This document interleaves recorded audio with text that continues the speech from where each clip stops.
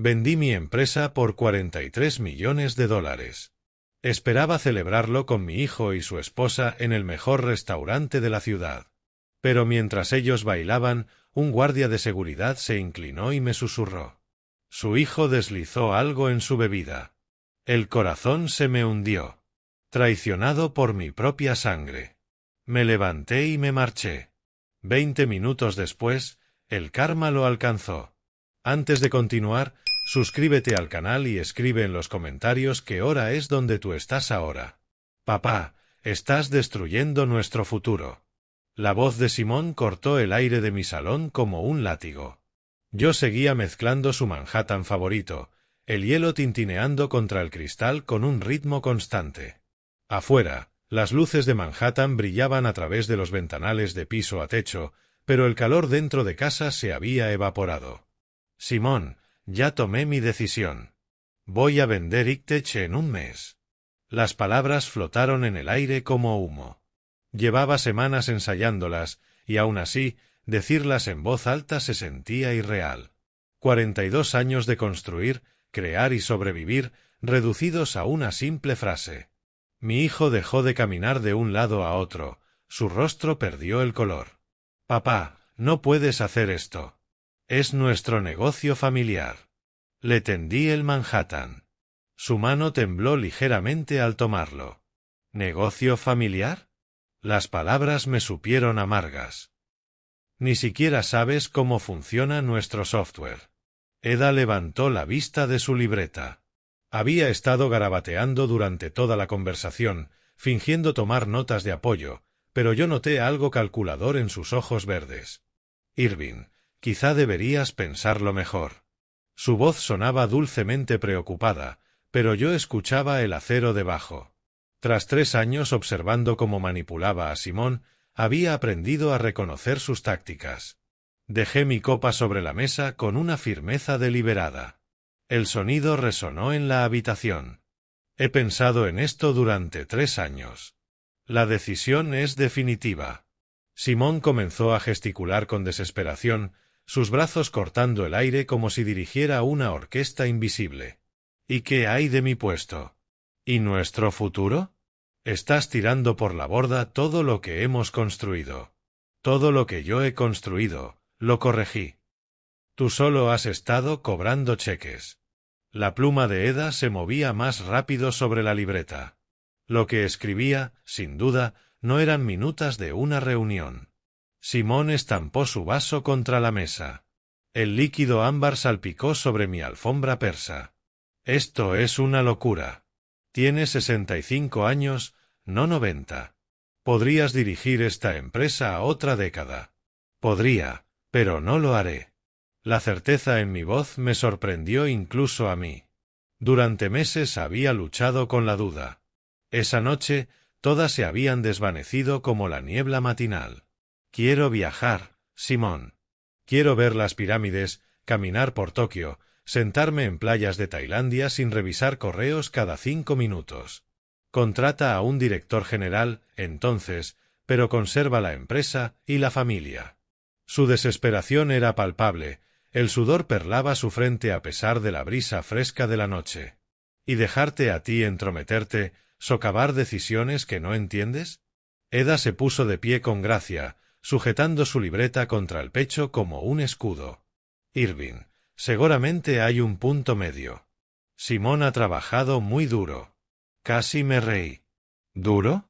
Llegaba a las 10, se iba a las 4 y pasaba la mayoría de las tardes jugando al golf con clientes que lo toleraban solo por mi reputación. La decisión está tomada, Eda. Mañana me reuniré con Titus Grant para cerrar la venta. El rostro de Simón se encendió de rojo. Parecía un niño al que le negaban su juguete favorito. ¿Grant? ¿Vas a venderle a Grant Tech? Son nuestros mayores competidores. Ellos ofrecen 43 millones en efectivo. La cifra quedó suspendida en el aire como una oración. 43 millones, suficientes para vivir como un rey el resto de mis años. Simón se dejó caer en el sillón de cuero junto a la chimenea, hundiendo la cabeza entre sus manos. Estás arruinando todo, papá. Todo. Pero yo me sentía más ligero que en años. El peso de la responsabilidad, la preocupación constante, la carga de manejar la incompetencia de mi hijo, todo se deshacía como cadenas finalmente rotas. Eda se colocó detrás de la silla de Simón, su mano descansando en su hombro, pero sus ojos permanecían fijos en mí, calculadores y fríos. ¿Cuándo exactamente se concretará la venta?, preguntó en voz baja. El próximo mes. Los trámites ya comenzaron. Su mano apretó más fuerte el hombro de Simón. Por un instante creí ver algo peligroso asomar en sus facciones. Pero desapareció tan rápido que quizá lo imaginé. La noche se estiraba frente a nosotros, cargada de tensiones no dichas y resentimientos enterrados. Afuera, la ciudad vibraba con vida y posibilidades. Adentro, el aire pesaba con finales inminentes. Simón levantó la cabeza. Vi en sus ojos una mirada distinta, desesperada, calculadora, pero ahora enfocada. Está bien, espera. Déjame pensar. Se puso de pie de nuevo y comenzó a caminar alrededor de la mesa de centro con pasos medidos. Tal vez podamos contratar a un gerente o hacerme socio pleno. Yo seguía sentado, girando el hielo en mi vaso. La desesperación era dolorosa de observar. Simón, ni siquiera estás preparado para manejar el departamento de ventas. La verdad lo golpeó como agua helada. Su mandíbula se tensó, pero siguió caminando, pensando. Entonces enséñame. Dame 6 meses. Te lo demostraré. Has tenido 12 años para demostrarlo. La pluma de Eda seguía deslizándose veloz por las páginas. Lo que estuviera tramando, lo estaba dejando cuidadosamente documentado. Simón se detuvo y me miró directamente. ¿Y si te compro yo mismo poco a poco? ¿Con qué dinero? ¿Con tu salario? Su cara se tiñó de rojo otra vez, pero insistió. Puedo conseguir inversionistas, préstamos bancarios. Tiene que haber una manera de mantener esto en la familia. Dejé mi vaso sobre la mesa y me recosté en el sillón. El cuero estaba tibio contra mi espalda, cómodo. Sentía que estaba observando la vida de otra persona, no la mía. Simón, debes $17,000 en tarjetas de crédito. Tu hipoteca está bajo el agua. ¿Qué inversionista confiaría en ti con 43 millones? El silencio que siguió fue ensordecedor. Incluso Eda dejó de escribir. Los hombros de Simón se hundieron. La lucha lo abandonó como el aire de un globo pinchado. Está bien, papá, dijo con voz baja, derrotada. Si esta es tu decisión final, la respeto. Sus palabras sonaban huecas, ensayadas. Pero quería creerlas. Así es, hijo. Es hora de que cada uno siga su camino. Me levanté y me acerqué al bar, sirviéndome un whisky esta vez. El hielo tintineó suavemente al caer 2 cubos. Estarás bien, Simón. Los dos lo estarán. La venta incluye indemnización para todos los empleados. Tendrán tiempo para encontrar algo nuevo.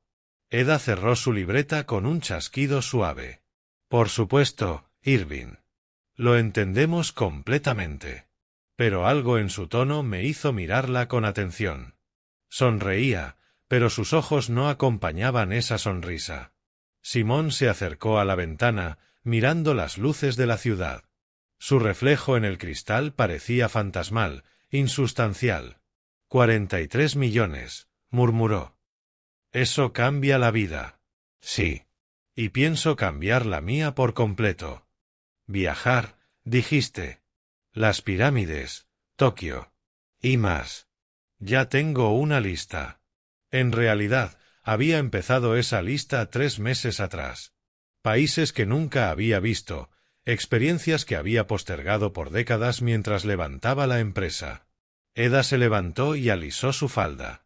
Bueno, ha sido toda una velada. Simón, cariño, quizá deberíamos irnos. Dejemos que tu padre descanse. Simón asintió sin apartar la vista de la ventana. Sí, buena idea. Se acercó y me estrechó la mano. Su agarre fue firme, pero sus ojos seguían distantes. Felicidades, papá. Espero que consigas todo lo que buscas. Debería haberme alegrado, pero las palabras se sintieron como una despedida con demasiado peso. Eda me besó la mejilla, sus labios estaban fríos contra mi piel. Cuídate, Irving. Es una gran decisión. La más grande de mi vida. Recogieron sus cosas en silencio. El abrigo de Simón, el bolso de Eda, su misteriosa libreta guardada con cuidado. En la puerta, Simón se giró una última vez. Te quiero, papá. Lo sabes, ¿verdad? Yo también te quiero, hijo. Y era cierto, lo que hacía todo más difícil. Después de que se marcharon, me quedé en mi sala vacía, whisky en mano, observando la ciudad respirar bajo mis pies. Mañana me reuniría con Titus Grant. Mañana comenzaría el proceso de desmantelar todo lo que había construido. Esa noche, por primera vez en meses, me sentí en paz. El reloj de pie en la esquina marcó las 9 campanadas. La noche aún era joven, pero yo me sentía preparado para lo que viniera. El café humeaba en mi taza favorita a la mañana siguiente, mientras me sentaba en mi despacho en casa, rodeado de 4 décadas de recuerdos. La luz del sol entraba a raudales por las ventanas, templando el escritorio de caoba sobre el que había tomado incontables decisiones que moldearon mi vida. Una fotografía enmarcada me llamó la atención. Yo, en 1983, con 23 años, de pie frente a un garaje diminuto en Brooklyn, con una sonrisa torcida y sueños ilimitados. 1983. Un garaje pequeño en Brooklyn, $5.000 de ahorros y un gran sueño. ¿Quién habría pensado que, 40 años después, ese sueño valdría 43 millones? Tomé el marco y estudié el rostro de aquel joven. Se le veía tan seguro, tan hambriento. No tenía idea de lo que le aguardaba. Los fracasos, los descubrimientos, las noches en vela, programando hasta que le ardían los ojos. El primer año fue brutal. 3 proyectos de software que nadie quiso. Las cuentas menguando. Ramen para cenar la mayoría de las noches. Sara, Dios la tenga en su gloria, haciendo turnos dobles como enfermera para mantenernos a flote mientras yo perseguía un sueño imposible. Pero luego llegó el punto de inflexión. Abrí el cajón del escritorio y saqué otra fotografía, la primera oficina que pudimos permitirnos, un sótano en Queens con luces fluorescentes que parpadeaban y tuberías que goteaban cuando llovía. Fue allí donde creamos Accounting Pro. Revolucionario quizás sea una palabra grande, pero cambió por completo el juego para los negocios pequeños. Interfaz simple, funciones potentes y un precio al alcance de quienes no podían pagar soluciones corporativas. El verdadero cambio llegó cuando llamó Peterson Manufacturing. Su sistema viejo se había caído, llevándose 3 meses de registros financieros. Estaban desesperados, dispuestos a probar lo que fuera. $50.000. Ese fue nuestro primer contrato importante. Recuerdo que me quedé mirando el cheque tanto rato, que Sara tuvo que quitármelo de las manos y llevarlo ella misma al banco. A partir de ese momento, todo se aceleró. El boca a boca corrió por las redes empresariales. Accounting Pro se convirtió en el software de confianza para las pequeñas compañías. Añadimos funciones, contratamos programadores, nos mudamos a oficinas mejores. Para 1990 teníamos 20 empleados. Para el 2000, más de 100. Los días del garaje ya parecían la vida de otra persona. Di un sorbo a mi café y miré la pared donde colgaba, enmarcado, nuestro primer pago, $500 de un restaurantero del Bronx que necesitaba ayuda con su inventario. De 500 a 43 millones. El sueño americano en cifras. Pero el éxito tuvo su precio. Semanas de 70 horas, perderme los partidos de béisbol de Simón, quedarme dormido en el escritorio más veces de las que quisiera recordar. Sara, siempre comprensiva, hasta que el cáncer se la llevó hace 5 años. Fue entonces cuando el peso se asentó de verdad sobre mis hombros. Construir algo para la familia y descubrir que la familia se te escapa entre los dedos mientras no miras. Simón nunca mostró interés por la parte técnica. Quería los beneficios, el dinero, el estatus, el puesto cómodo, sin entender la base sobre la que se sostenía todo. Eda lo empeoró. La vi calcular el valor de la herencia de Simón el mismo día de la boda, literalmente tomando notas durante la recepción sobre los activos de la empresa. Saqué los reportes financieros más recientes. Ictech era sólida, rentable, en crecimiento. Clientes en 37 estados, software funcionando en miles de negocios.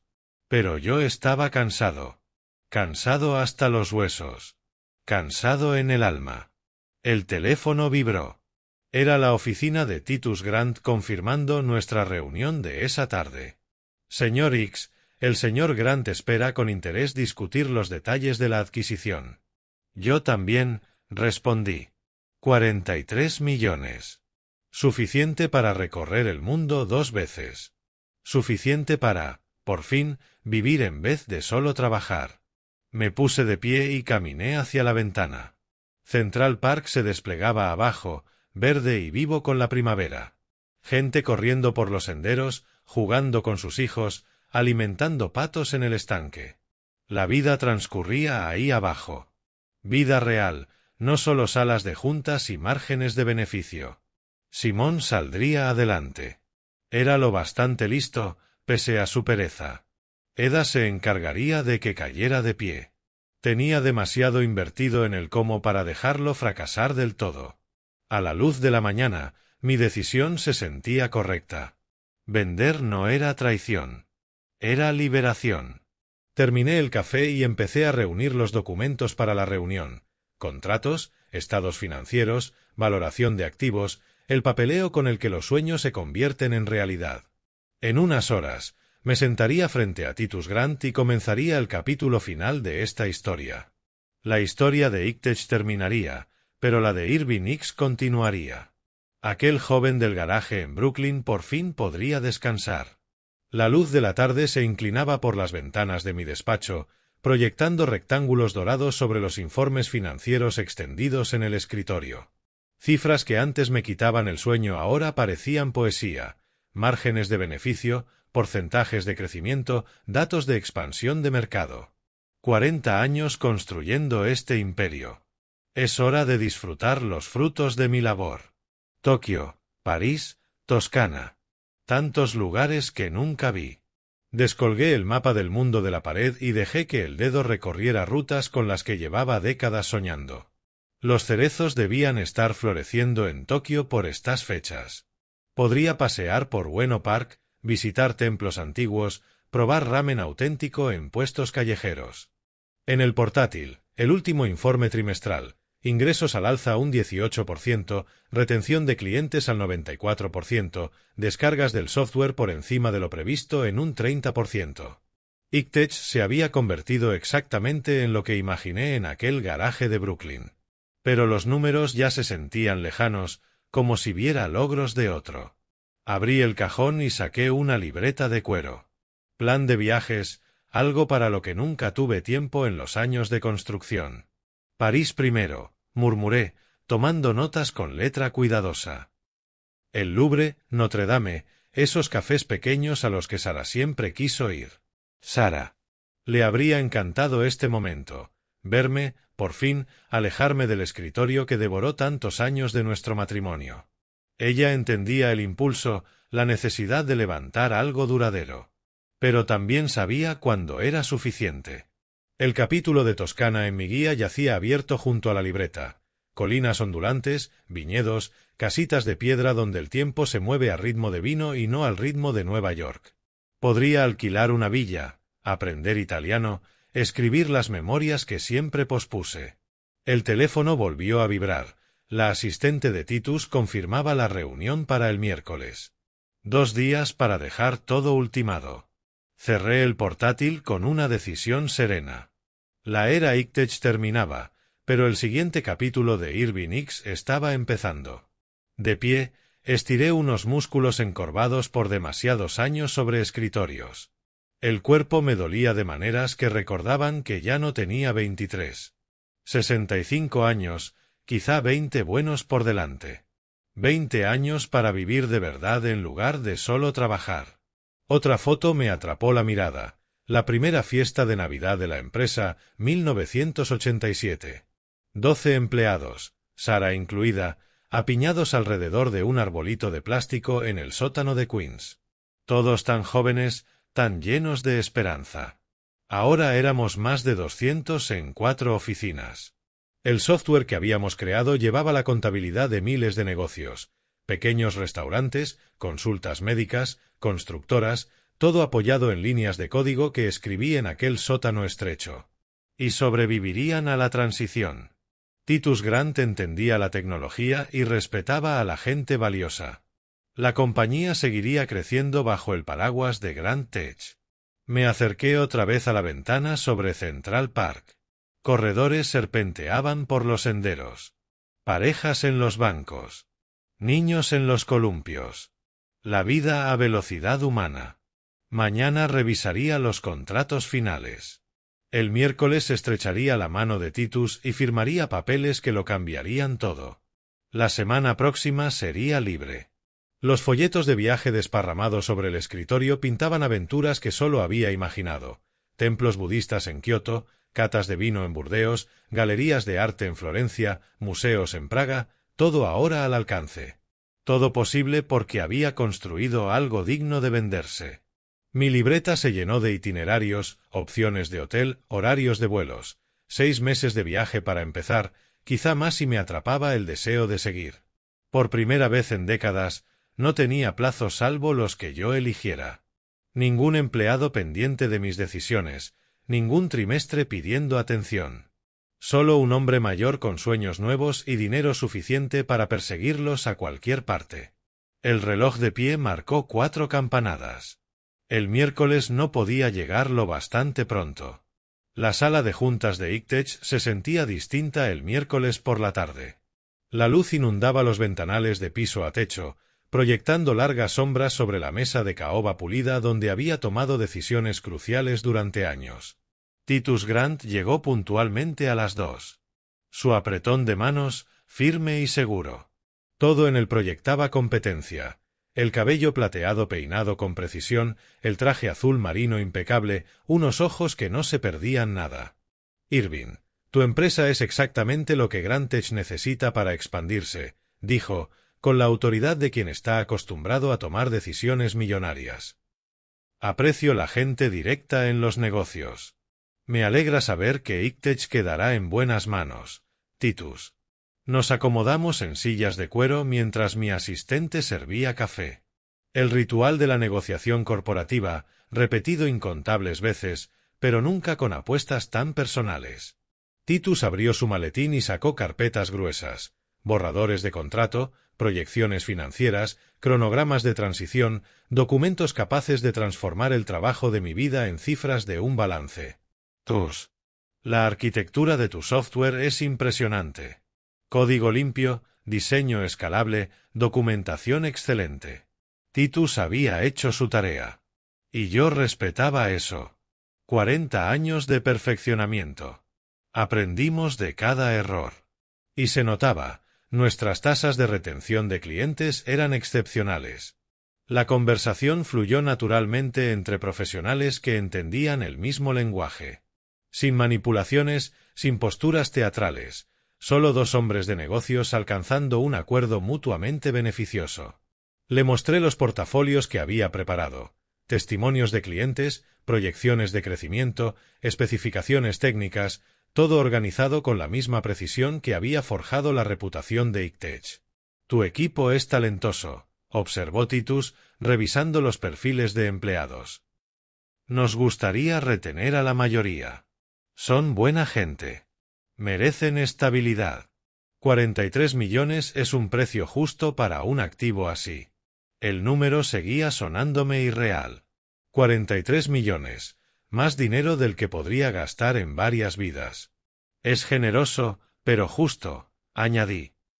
Estás comprando tecnología probada y relaciones consolidadas. Titus sonrió con esa expresión que cierra tratos. Trato hecho. El papeleo oficial la próxima semana. Nos estrechamos la mano sobre la mesa. El gesto se sintió histórico, como firmar un tratado de paz que pone fin a una larga guerra. Mi asistente apareció con champaña. Dom Perignon 2015, reservada para ocasiones especiales. El corcho estalló con autoridad celebratoria. A los nuevos comienzos, brindó Titus, alzando su copa. A las alianzas exitosas, respondí.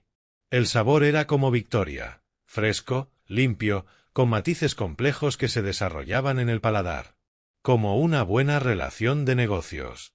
Pasamos otra hora discutiendo detalles de transición, contratos de empleados, comunicaciones con clientes, entrega de documentación técnica, la logística de desmantelar 40 años de construcción meticulosa. Y aún así se sentía correcto, natural, como ver a un hijo marcharse de casa. Doloroso, pero necesario. ¿Su hijo será atendido durante la transición?, preguntó Titus. No sonaba personal, sino profesional. Simón recibirá el mismo paquete de indemnización que el resto de empleados. Es hora de que haga su propio camino. Justo. La independencia forja carácter. Sus palabras llevaban la sabiduría de quien ha vivido. Titus entendía el equilibrio entre la lealtad familiar y la necesidad empresarial. A las 4 de la tarde habíamos cubierto todo. Acuerdo preliminar firmado, cronograma establecido, expectativas claras. El miércoles siguiente traerá las firmas finales y las transferencias bancarias. Irving, ha sido un placer. Has construido algo impresionante aquí. Gracias. Estoy seguro de que tú lo llevarás aún más lejos. Tras la partida de Titus, me quedé en la sala de juntas, mirando las calles bulliciosas de Manhattan. La gente apurada por las aceras, persiguiendo plazos y sueños. Pronto me uniría a ellos, no como empresario, sino como alguien con tiempo para notar el mundo más allá de los márgenes de beneficio. En el teléfono, 3 llamadas perdidas de Simón. Cegueramente quería noticias de la venta. Por una vez, tenía buenas noticias que compartir. La champaña me había dejado generoso, optimista respecto a unas relaciones familiares que habían estado tensas demasiado tiempo. Quizá este nuevo capítulo nos acercara. Los contratos firmados se extendían sobre la mesa de mi ático como banderas de victoria, documentos finales de venta, confirmaciones de transferencia, papeles de disolución corporativa. El desmantelamiento completo de mi vida laboral ya estaba oficialmente consumado.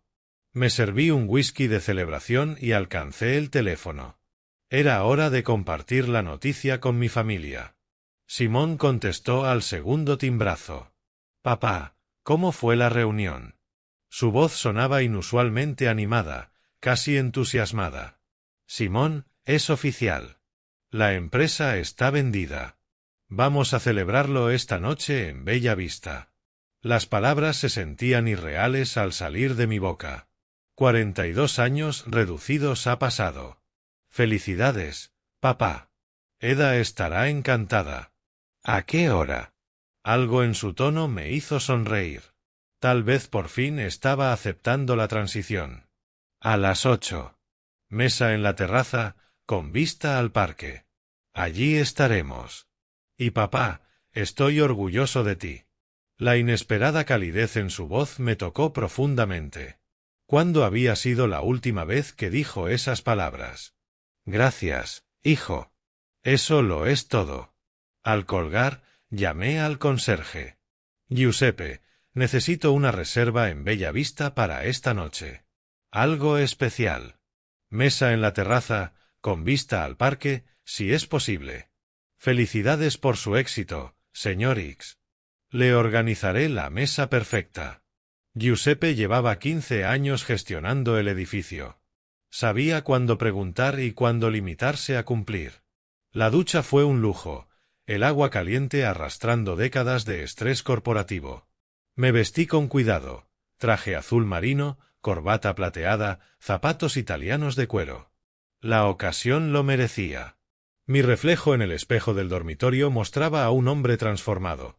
Seguía teniendo 65 años y las líneas marcadas por décadas de responsabilidad, pero más liviano, liberado. El whisky me había puesto filosófico. ¿Cuántas celebraciones me había perdido por construir Ictech? Cenas de cumpleaños pospuestas por emergencias de clientes, aniversarios cancelados por lanzamientos de productos, tiempo cambiado por dinero, luego dinero cambiado por más tiempo. Sara habría reído ante la ironía. Elegí un reloj de mi colección, un Patek Philippe que compré para celebrar nuestro primer año millonario, pero que nunca había usado. Esta noche parecía apropiada para lujos dormidos. La tarde se extendía llena de posibilidades. Buena comida, buen vino, conversación familiar sin el espectro de las obligaciones corporativas proyectando sombras. Afuera, Central Park resplandecía con la luz del atardecer. Parejas paseaban de la mano por los senderos arbolados. Niños jugaban en los columpios mientras sus padres observaban desde los bancos. La vida normal, la que yo había observado pero rara vez vivido. Mi teléfono vibró con un mensaje de Giuseppe. Mesa confirmada en Bella Vista. Terraza principal, 8 de la tarde. Servicio de champaña incluido. Perfecto. Simón y Eda merecían una celebración en condiciones. Pese a nuestras tensiones recientes, eran mi familia. La única familia que me quedaba. Me acomodé la corbata y miré la hora. 7:15, tiempo suficiente para cruzar el parque caminando y llegar puntualmente. Los contratos sobre la mesa captaron mi atención una última vez. Documentos legales que cortaban 4 décadas de conexión. Mañana despertaría como un hombre jubilado, sin empresa que dirigir, sin empleados que considerar, sin proyecciones trimestrales que atender. Solo Irving X, con más dinero del que podría gastar y, por fin, tiempo suficiente para recordar quién era antes de que los negocios lo consumieran todo. El aire de la noche estaba fresco, perfecto para una cena celebratoria, alta cocina italiana, excelente vino, conversación familiar sobre el futuro en lugar de obligaciones corporativas. Tomé mis llaves y bajé en el ascensor, sintiéndome más ligero que en años. Esta noche brindaríamos por los nuevos comienzos. La entrada de Bella Vista brillaba con una cálida luz ámbar mientras me acercaba entre las sombras del parque. Simón y Eda me esperaban bajo el elegante toldo del restaurante, sus siluetas recortadas contra las linternas italianas que adornaban la terraza. «Papá», dijo Simón, abrazándome con un gesto que se sintió genuino, casi desesperado. Eda besó mis mejillas con una sonrisa perfectamente calculada. «Irving, luces maravilloso. El éxito te sienta bien». La anfitriona nos condujo a la mesa reservada en la terraza. Manhattan brillaba bajo nosotros como diamantes dispersos. Central Park se extendía hacia la oscuridad, promesa de nueva vida y nuevas aventuras. Alcé mi copa de vino, sintiéndome más ligero que en décadas. «Por ti, papá. Te mereces la felicidad», dijo Simón, con un matiz extraño en la voz que atribuía la emoción. Chocamos las copas bajo las guirnaldas de luces que se mecían suavemente con la brisa nocturna. El sonido resonó puro, celebratorio. Eda pidió por la mesa: osobuco, risotto, ensaladas César. Todo parecía perfecto, orquestado, como una escena de película sobre familias exitosas celebrando las victorias de la vida. «Irving, cuéntanos sobre tus planes de viaje», preguntó Eda, inclinándose hacia adelante con aparente interés. «Japón primero. Siempre soñé con ver los cerezos en flor». Las palabras pintaban imágenes en mi mente. Templos antiguos enmarcados por pétalos rosados, jardines silenciosos donde el tiempo transcurría al ritmo de la naturaleza en vez de los negocios. Cuando Sara vivía, hablábamos de Kioto. Cada primavera ella coleccionaba fotografías del camino del filósofo, la manera en que la luz se filtraba entre las ramas en flor. Simón jugueteaba con la servilleta, mirando su reloj una y otra vez. «Suena increíble, papá. ¿Cuánto tiempo piensas quedarte?» 6 semanas como mínimo. Quizá más, si me atrapa el deseo de seguir viajando. Un cuarteto de jazz comenzó a tocar cerca de la barra, su música flotando sobre la terraza como humo. Las parejas se mecían en la pequeña pista de baile, perdidas en los brazos del otro. Eda tocó la mano de Simón. «Cariño, ¿bailamos? Esa canción es preciosa». Simón dudó, mirándola a ella y luego a mí. «Adelante», lo animé. «Me encantará verlos. Hace siglos que no los veo bailar juntos». Se levantaron de la mesa y se dirigieron hacia la música con pasos medidos. La mano de Simón temblaba apenas al posarla en la cintura de Eda. Yo me recosté en la silla, saboreando mi vino y observando cómo giraban en círculos lentos. La velada tenía un aire mágico, suspendida entre logros pasados y posibilidades futuras. Un hombre de traje oscuro se colocó cerca de la barandilla de la terraza, sus ojos recorriendo el restaurante con atención profesional. Seguridad, probablemente. En lugares de alto nivel siempre había protección discreta. La música creció, violines entrelazándose con saxofones que hablaban de romance y nuevos comienzos. Simón y Eda se veían hermosos, jóvenes y elegantes contra el telón brillante de la ciudad. Eso era el verdadero éxito. No las cuentas bancarias ni los premios empresariales, sino momentos así, la familia reunida, celebrando las victorias de la vida, rodeados de belleza y posibilidad. Mi vaso de jugo de naranja reposaba a medio terminar junto a la copa de vino, los cubos de hielo derritiéndose lentamente en el aire cálido de la noche. El restaurante nos envolvía con una atmósfera acogedora, luz tenue, conversaciones suaves, el tintinear de la cubertería contra la porcelana. En las mesas cercanas, los comensales hablaban en murmullos sofisticados que transmitían prosperidad y serenidad. Mañana empezaría a planear de verdad el viaje a Japón, guías turísticas, reservas de hotel, investigaciones culturales. La misma meticulosidad que había hecho exitosa a Iktech ahora serviría al ocio en lugar de los negocios. Simón hizo girar lentamente a Eda, su vestido fluía como agua alrededor de sus piernas. Se veían felices, asentados, listos para construir su vida sin depender de mi empresa para su seguridad. Quizá esta transición nos acercaría, sin tensiones empresariales, sin preocupaciones de herencias, solo familia disfrutando de la compañía mutua. El guardia de seguridad cambió de posición, ahora encarando más directamente nuestra mesa. Su atención parecía fija, alerta a algo que yo no alcanzaba a comprender. Pero nada podía empañar mi ánimo aquella noche. 43 millones, 42 años de trabajo, y finalmente la libertad de vivir en lugar de simplemente lograr. La melodía del cuarteto de jazz se suavizó mientras Simón y Eda continuaban su baile lento, hipnóticos bajo las luces de la terraza. Los miraba con orgullo paternal, recordando cuando Simón era demasiado tímido para invitar a bailar a las chicas en los eventos escolares. Una sombra se proyectó sobre mi mesa. Disculpe la interrupción, señor. Soy Mike, seguridad de este establecimiento. Levanté la vista y vi al hombre del traje oscuro a mi lado. Su expresión era profesional, pero preocupada. ¿Sí? ¿Qué ocurre? Vi a ese joven verter algo en su jugo cuando usted estaba distraído. Las palabras me golpearon como agua helada. Me quedé mirándolo, convencido de haber oído mal. ¿Qué? ¿Estás seguro? Ese es mi hijo. Lamentablemente, sí. Lo vi claramente. Por favor, tenga cuidado. Mis ojos se movieron hacia el vaso de jugo de naranja. Líquido ámbar inocente con hielo derritiéndose. El vaso que estaba a punto de terminar cuando Simón y Eda regresaran del baile. El mundo se inclinó levemente. El sonido se volvió lejano, amortiguado. ¿Está absolutamente seguro? Lo vi mientras usted miraba a los músicos. Añadió algo desde un pequeño recipiente. Simón. Mi hijo. El niño al que enseñé a andar en bicicleta, al que ayudé con las tareas, al que sostuve durante la universidad. ¿Se encuentra bien, señor? La voz de Mike parecía provenir de muy lejos. Miré hacia la pista de baile, donde Simón sostenía a Eda con cercanía, de espaldas a nuestra mesa.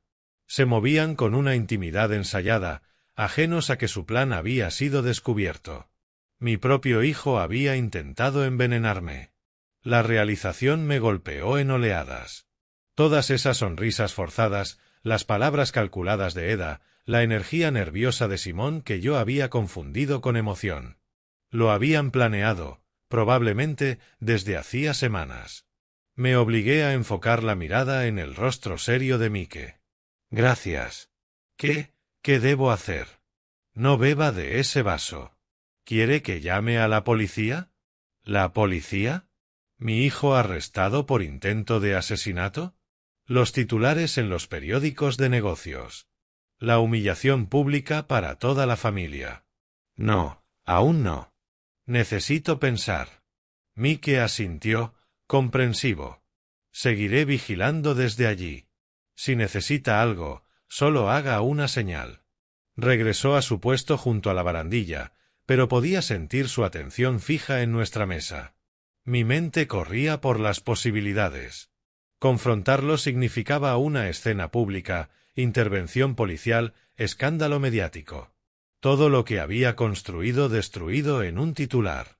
Pero no hacer nada equivalía a aceptar que mi hijo había intentado matarme. La música se detuvo. Simón y Eda regresaban hacia la mesa, los rostros enrojecidos por el baile. El tiempo se ralentizó. Tenía quizá 30 segundos antes de que llegaran. Piensa. Como el empresario que construyó una empresa de 43 millones. Evidencia. Necesitaba pruebas antes de acusar y destruirlo todo. Mi mano se movió hacia el vaso de jugo, luego se detuvo. Mike tenía razón, no podía beberlo, pero podía preservarlo. En el bolsillo de mi chaqueta llevaba un pequeño frasco de pastillas para el corazón, que rara vez usaba. Podría transferir parte del jugo allí, guardar prueba del intento de Simón. Mis dedos trabajaron rápido, desenroscando la diminuta tapa mientras mantenía la vista en la pareja que se acercaba. ¿Te gustó la música? Preguntó Eda, aún a unos pasos. Hermosa, respondí, sorprendido de lo firme que sonaba mi voz. 20 segundos. El frasco se llenó con jugo de naranja. La evidencia del crimen de mi hijo, ahora preservada en plástico farmacéutico. Lo tapé y lo guardé en el bolsillo. 15 segundos. ¿Qué hacer con el resto? La planta decorativa junto a la mesa me dio la respuesta. Vertí el contenido con naturalidad, como quien riega un adorno sin pensarlo. 10 segundos. Simón y Eda ya estaban a mi lado. Deberíamos hacer esto más seguido, dijo Simón, acomodando la silla de Eda. Sus manos parecían firmes, sin temblores. Lo que hubiera puesto en mi vaso, él creía que ya estaba hecho. Se sentó sonriente, satisfecho tras el baile. Eda acomodó su vestido, ambos observándome con sonrisas expectantes. ¿Mi propio hijo? ¿Cómo pude ser tan ciego? Pero ahora lo sabía. Fue precioso, dije con calma inesperada. Bailaron maravillosamente juntos. El vaso vacío reposaba ante mí, su contenido ahora alimentando a la planta del restaurante. En el bolsillo de mi chaqueta, el frasco se sentía pesado con la traición. ¿Dónde está tu jugo, papá? Preguntó Simón con tono casual, aunque capté algo más debajo. Anticipación, quizá. Lo terminé mientras los miraba bailar. Daba sed celebrar tanto. Su sonrisa titubeó apenas, un instante casi imperceptible. Pero yo lo vi. ¿Pedimos postre? La voz de Eda sonaba demasiado alegre, forzada. Me puse de pie, alcanzando la billetera. En realidad, creo que me retiraré temprano. Ha sido un día largo. Los trámites finales fueron agotadores. Ambos rostros cambiaron, primero confusión, luego algo más afilado. Pero, papá, apenas empezamos. Otra vez será. Dejé $300 sobre la mesa, suficiente para cubrir la cena y una propina generosa. La noche fue perfecta. Gracias a los dos. Besé la mejilla de Eda y abracé a Simón, mis brazos moviéndose como bajo el agua. Los quiero, dije, con un peso que ellos no podían comprender. Papá, espera, Simón empezó a levantarse. Quédate, termina tu vino. Disfruta la música. Puedo volver solo. Me alejé con pasos medidos, sintiendo sus ojos clavados en mi espalda. El peso de 43 millones no era nada comparado con el peso de la traición de mi hijo. Mike apareció a mi lado al entrar en el restaurante. Inteligente lo de la planta, dijo en voz baja. Evidencia preservada, amenaza eliminada. Gracias. Me salvaste la vida esta noche. Parte del trabajo. ¿Estará bien para llegar a casa? Me las arreglaré. El aire nocturno me golpeó distinto al salir a la acera, más frío, más nítido, como respirar un mundo nuevo donde nada era lo que parecía. Detrás, a través de las ventanas del restaurante, alcancé a ver a Simón y Eda en la mesa abandonada. Inclinados uno hacia el otro, ya no relajados, sino en conversación intensa. Planeando qué hacer, cómo explicarse la repentina partida de su padre. Caminé por Central Park, mis pasos resonando en senderos vacíos. Algunos corredores pasaban, su respiración visible en el aire fresco. El frasco en mi bolsillo contenía más que jugo de naranja. Era prueba de que el hijo al que crié, eduqué y sostuve había intentado matarme por dinero. 43 millones eran motivo suficiente para matar, al parecer. Pero habían fallado. Y ahora yo sabía exactamente quiénes eran en realidad, detrás de sonrisas y abrazos familiares. Los edificios de la Quinta Avenida se alzaban como monumentos al éxito y a la traición. Luces parpadeaban en miles de ventanas donde familias vivían vidas normales, sin intentos de asesinato durante la cena. Mi ático me esperaba adelante, santuario y prisión al mismo tiempo, seguro contra el daño físico, pero atrapado con un conocimiento que lo cambiaría todo para siempre. Mañana decidiría qué hacer con la evidencia. Esta noche solo sobreviviría al golpe de descubrir que los lazos de sangre no significaban nada cuando el dinero estaba de por medio. La planta decorativa pronto se marchitaría, demostrando que el jugo estaba envenenado. Mike recordaría lo que había visto. El frasco daría confirmación en un laboratorio. Todo lo necesario para destruir al hijo que intentó destruirme. Pero antes debía responderme, ¿cómo un padre se convierte en enemigo de su hijo de la noche a la mañana? La respuesta, sospechaba, era que siempre lo había sido. Solo que esa noche se reveló la verdad. Las luces de Manhattan se desdibujaban tras la ventana del taxi mientras yo me recostaba en el asiento trasero, el frasco pesado en el bolsillo de mi chaqueta. El conductor tarareaba con la radio de jazz, ajeno al hecho de que su pasajero acababa de escapar de un asesinato. Mi teléfono vibró. El nombre de Simón parpadeó en la pantalla. Lo miré durante 3 timbrazos antes de contestar. «Papá, ¿dónde estás?» Volvimos a la mesa y ya no estabas. Su voz transmitía preocupación, pero debajo había otra cosa, anticipación, quizá esperanza. «Perdón, Simón. De pronto me sentí mal. Me fui a casa». Oh, una pausa, y luego. «Espero que no sea nada serio». El tono me golpeó como agua fría. Alegría. Una alegría apenas disimulada, disfrazada de inquietud. Mi propio hijo esperaba que yo muriera. «No te preocupes. Mañana estaré como nuevo». «¿Seguro? Tal vez deberías ver a un médico. Te fuiste muy de repente». Estaba tanteando, intentando saber si el veneno había surtido efecto. Cada palabra rezumaba falsa preocupación, mientras sus emociones reales se escapaban por las grietas. «Solo cansado, hijo. Un día largo con el papeleo final». «Ah, cierto. La venta. Bueno, descansa, papá. Que te mejores». La línea se cortó. Sin un te quiero. Sin preocupación auténtica. Solo alivio porque su padre podría estar muriendo. Guardé el teléfono y me hundí en el cuero gastado del taxi. 43 millones. Eso era lo que valía mi vida para ellos. El portero del edificio me saludó con cortesía profesional, pero apenas escuché sus palabras. Todo sonaba distante, amortiguado, como vivir detrás de un vidrio grueso.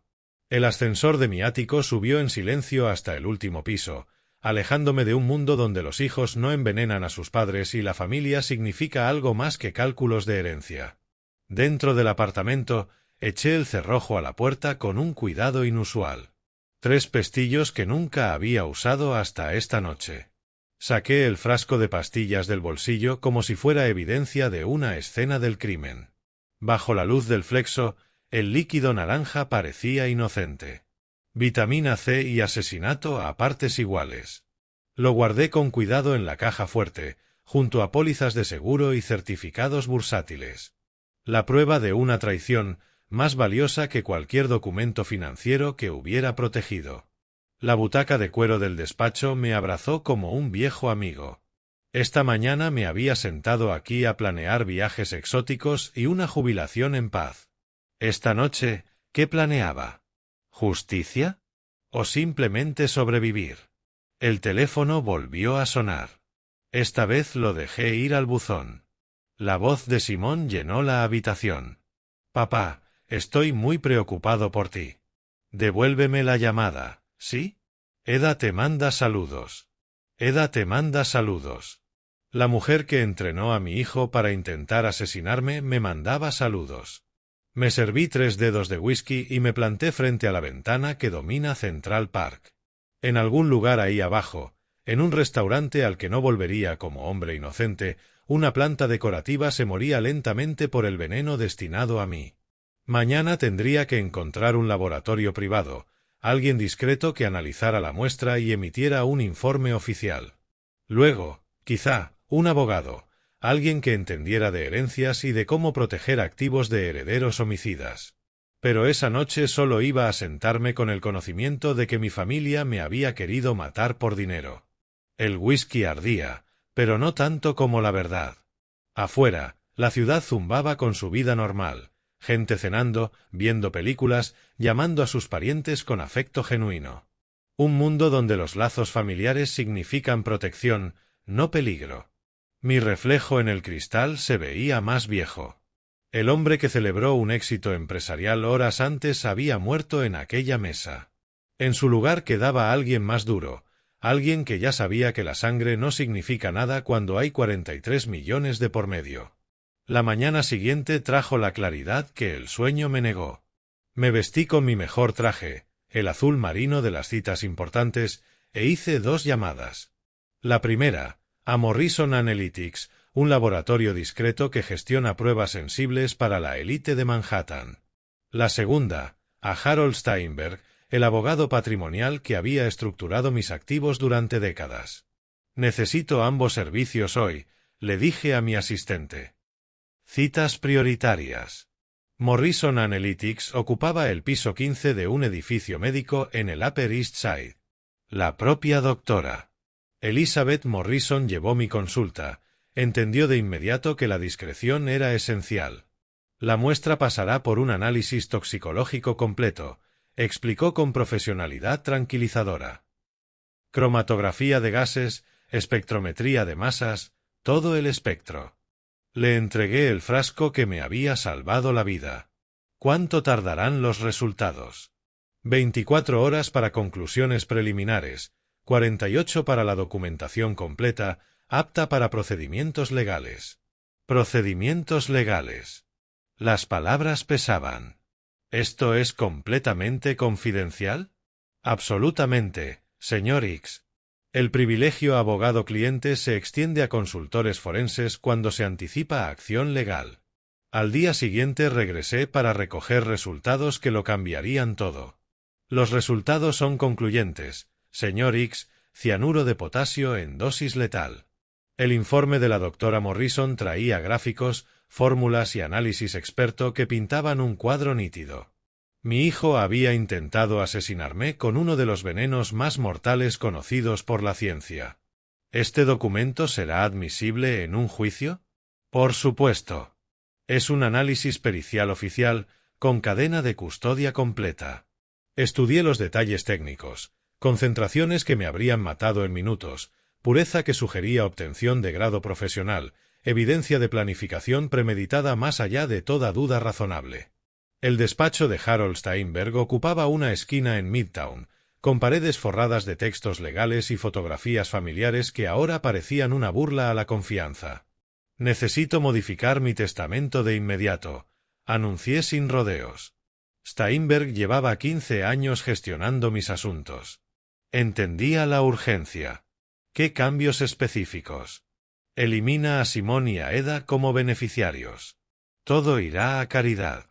Alzó apenas las cejas, pero no preguntó más. La discreción profesional era la razón por la que las familias adineradas confiaban en sus secretos más delicados. La Fundación para Investigación Médica, decidí. Ellos entienden el valor de la vida. Los nuevos documentos se prepararon, notarizaron y archivaron en horas. Simón y Eda no heredarían nada, salvo la certeza de que su codicia les había costado todo. Esa noche llamé al restaurante Bella Vista. Giuseppe, habla Irving Hicks. Quisiera una reserva para mañana por la noche, la misma mesa del martes, si es posible. Por supuesto, señor Hicks. A las 8. Perfecto. Y, Andrew, asegúrese de que la planta junto a nuestra mesa permanezca tal cual, la que regué durante mi visita. Una pausa, y luego la comprensión en su voz. Desde luego, señor. No tocaremos nada. La planta estaría muerta al día siguiente, prueba visual de la letalidad del cianuro. Una evidencia que ni Simón podría negar. Pasé la noche redactando una carta, cada palabra elegida con la precisión con la que construí mi empresa. Simple. Directa. Demoledora. Simón y Eda. Se lo del cianuro. Mike Riley presenció su intento de envenenamiento. El informe toxicológico confirma el intento de asesinato. He cambiado mi testamento. Ya no son mis herederos. Los 43 millones beneficiarán la investigación médica en lugar de financiar su vida cómoda. Eligieron la codicia sobre la familia. Ahora no tienen ninguna de las dos. Irving. Sellé el sobre con cera, una solemnidad anticuada acorde a la gravedad del contenido. Mañana volvería a la escena del crimen para el acto final de este drama familiar, no como víctima, sino como juez que dicta sentencia. Justicia servida en la misma mesa donde intentaron traicionarme. La ironía era perfecta. El jueves por la noche, Bella Vista se sentía distinto, cargado con la electricidad de la justicia que se acerca. Llegué puntual a las 8, el sobresellado en el interior de la chaqueta como un arma. El propio Giuseppe me condujo a nuestra mesa habitual en la terraza, la misma en la que mi hijo había intentado asesinarme 3 noches antes. Sus invitados aún no han llegado, señor Hicks. Llegarán. Me senté de frente a la entrada, el sobre colocado deliberadamente junto a mi vaso de agua. La planta decorativa cercana estaba marrón y quebradiza, hojas rizadas y sin vida desde el riego envenenado del martes. Evidencia perfecta. Simón y Eda llegaron 10 minutos después, con esa sutil satisfacción de quien cree haber salido impune. Simón vestía un traje negro que parecía luto anticipado. «Papá, ¿te ves bien?» En su rostro cruzó un destello de sorpresa. «Mejor de lo esperado, ¿verdad?» Tomaron asiento. Eda alisó su vestido con las manos que habían ayudado a planear mi muerte. La brisa nocturna traía el olor de flores agonizantes y de la confianza traicionada. «¿Cómo te sientes?», preguntó Eda con una preocupación viscosa. Simón estaba muy intranquilo por tu repentina indisposición. Señalé la planta marchita. Interesante lo que el veneno le hace a las cosas vivas, ¿no les parece? Sus miradas siguieron mi gesto y se posaron en los restos pardos y retorcidos de lo que 3 días antes había sido un follaje sano. El rostro de Simón perdió el color. Esa planta recibió un riego especial el martes por la noche. Continué con tono conversacional. Jugo de naranja con cianuro de potasio. La misma mezcla que habían preparado para mí. Eda aferró la servilleta, los nudillos blancos contra el lino almidonado. Tomé el sobre y lo sostuve como un documento judicial. Aquí está todo lo que necesitan saber sobre su intento fallido. Las manos de Simón temblaban al aceptar el sobre. Sus dedos forcejearon con el sello de cera hasta que lo rompió con urgencia desesperada. Observé su rostro mientras leía, presencié el momento exacto en que la esperanza murió y la realidad se estrelló sobre él. Su boca se abrió y cerró sin emitir palabras, como un pez ahogándose fuera del agua. «¿Qué es esto?» Su voz se quebró en la pregunta. Eda se inclinó sobre él, leyendo la carta que destruía su futuro con un lenguaje clínico, empresarial, sin rastro de compasión. «Papá, espera, Todo esto fue idea de Eda, yo no quería. Mi voz cortó sus mentiras desesperadas como una hoja afilada. Mike Riley te vio verter el cianuro. El informe toxicológico confirma el intento de asesinato. Eligieron el dinero sobre la familia. Me puse de pie, mirando desde arriba al hijo que había intentado matarme y a la mujer que lo había orquestado. Querían mis 43 millones. Será la investigación médica la que se beneficie de ellos. Querían que yo muriera. Para mí, los muertos son ustedes. Simón se levantó a medias, sus movimientos torpes bajo el peso del pánico. Por favor, papá. Puedo explicarlo. Adiós, Simón. Para siempre. Caminé lejos de la mesa sin volver la vista atrás, dejándolos con sus sueños destruidos y la evidencia de sus crímenes. Detrás de mí, escuché la voz de Simón elevarse en súplicas desesperadas, pero aquellas palabras ya no significaban nada. Giuseppe apareció en la entrada del restaurante cuando me acercaba. ¿Volverá, señor X? No. Mis asuntos aquí han terminado. El aire nocturno me pareció más limpio al pisar la acera. Central Park se extendía delante de mí, lleno de sombras honestas y oscuridad directa. Sin venenos ocultos, sin parientes asesinos, sin traiciones disfrazadas de amor. Solo el inicio de una vida donde la familia no significaba nada y la justicia lo significaba todo. Sabía que mi teléfono sonaría esa noche, probablemente muchas veces. Simón y Eda suplicarían, amenazarían, prometerían cualquier cosa para cambiar lo que ya estaba decidido. Yo dejaría que sonara. Los 43 millones me habían comprado más que una jubilación. Me habían comprado la verdad sobre quién era realmente mi hijo y la libertad de vivir sin fingir que la sangre es más espesa que el cianuro. Las luces de la ciudad titilaban como diamantes esparcidos mientras caminaba de regreso a casa, solo, pero ya no vulnerable. La justicia, al final, sabía mejor que la venganza. Si te gusta esta historia, dale like a este vídeo, suscríbete al canal y comparte en los comentarios qué impresión te dejó. Para escuchar la siguiente historia, haz clic en la caja de la izquierda. Gracias por ver.